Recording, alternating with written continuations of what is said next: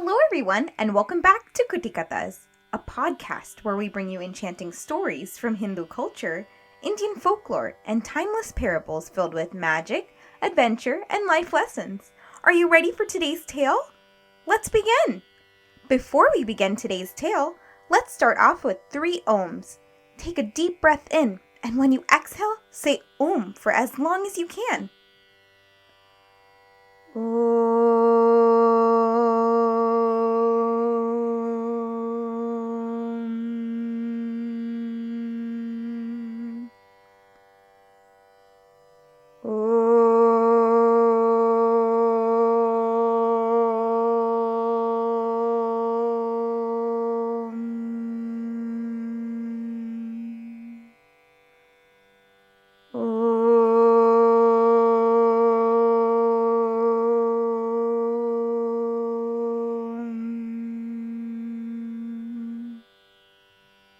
Shiva and Sati.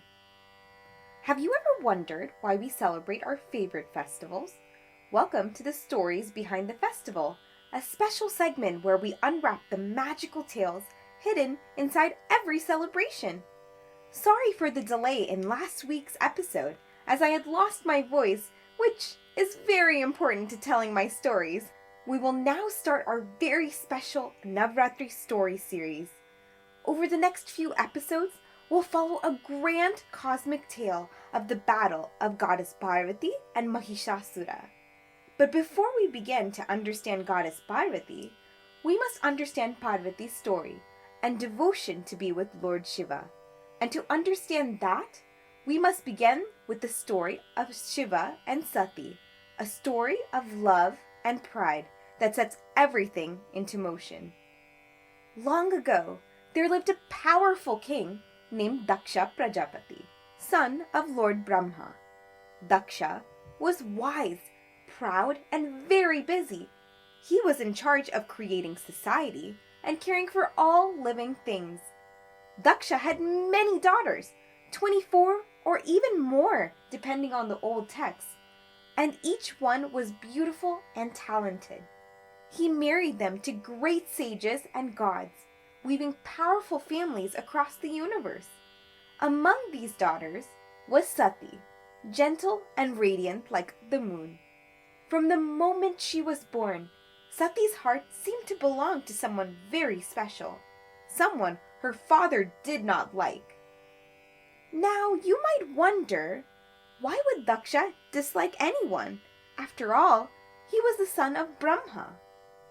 Long before Sati was born, Lord Brahma once grew arrogant, boasting that he alone was the greatest. To remind the universe that creation and destruction are equal, Lord Shiva cut off Brahma's 5th head born out of ego with a flick of his trident. The act was righteous, but to Daksha it felt like an unforgivable insult to his father. From that day, he vowed to never honor or respect the wild, ash-covered god. So like we said, into Daksha's household a brilliant soul was born, Sati, a reincarnation of Adi Shakti, the primordial divine energy. Though she seemed a mortal princess, her soul remembered its true nature. Due to Daksha's hatred towards Lord Shiva, he had outlawed any worship, any lingams, and any signs of who Lord Shiva was. But from her earliest days, she felt a pull towards Lord Shiva, even without knowing who he was. Sage Narada would visit the palace often and tell the tales of Lord Shiva, and as she grew older, Sati knew she would want to marry no one other than her Shiva. She heard stories of his deep wisdom, his gentle care for every creature, his dance of creation and destruction. She began to meditate, offering flowers and prayers each day. Even when Daksha frowned and warned her, "You should not think of him, and I will never allow you to be with him," Sati only smiled quietly. Seeing her love, Lord Shiva himself appeared. Their meeting was like night meeting dawn, silent yet filled with light.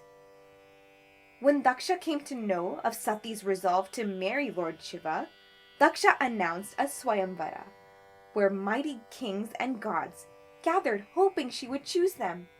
As an insult to Lord Shiva, he created a clay statue and placed him at the door to disrespect Lord Shiva's position.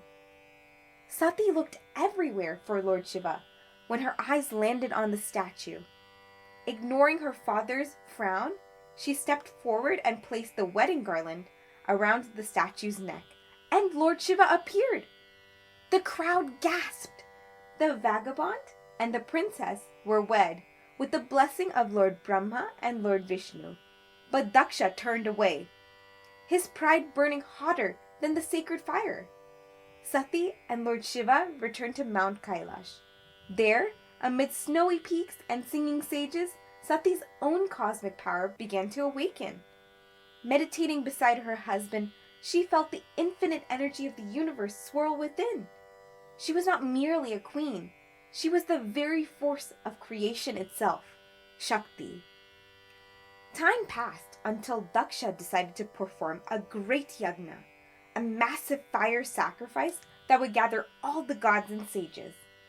Invitations flew across the 3 worlds, but not to Sati or Shiva. When Sati heard about the yagna, her heart sank. Surely my own father will welcome me, she thought. Despite Shiva's gentle warning, Sati, you may not be treated with respect there. Sati felt a daughter's hope. It is my duty to visit my father, and I miss him so much, she said. And she set out alone. At Daksha's palace, the yagna fire blazed high. Gods and sages filled the courtyard, but when Sati entered, no seat was offered, no smile of welcome. Daksha spoke coldly. Why have you come in uninvited? And where is your wild husband, the man among the ghosts, the beggar? Daksha continued to hurl insults about her dear husband until she couldn't take it any longer. Those words pierced Sati's heart. She realized her father's pride could not be softened. You insult the one who is the soul of the universe, she said. I am no longer your daughter. Overwhelmed by sorrow and righteous anger, Sati closed her eyes in deep meditation. In that moment, Sati's true identity awakened. She was no ordinary princess. She was the eternal energy that fuels the cosmos. The power surged so brightly that the very sky trembled. She called upon the fire within her own being, and before the stunned assembly, she gave up her mortal body, merging into a cosmic flame. The heavens trembled. The gods lowered their heads. Far away on Mount Kailash, Lord Shiva, who was deep in meditation, awoke with a start, feeling the incredible absence of Sati in the world. His grief would soon shake the worlds. If you want to know what Lord Shiva did next, check out our next episode.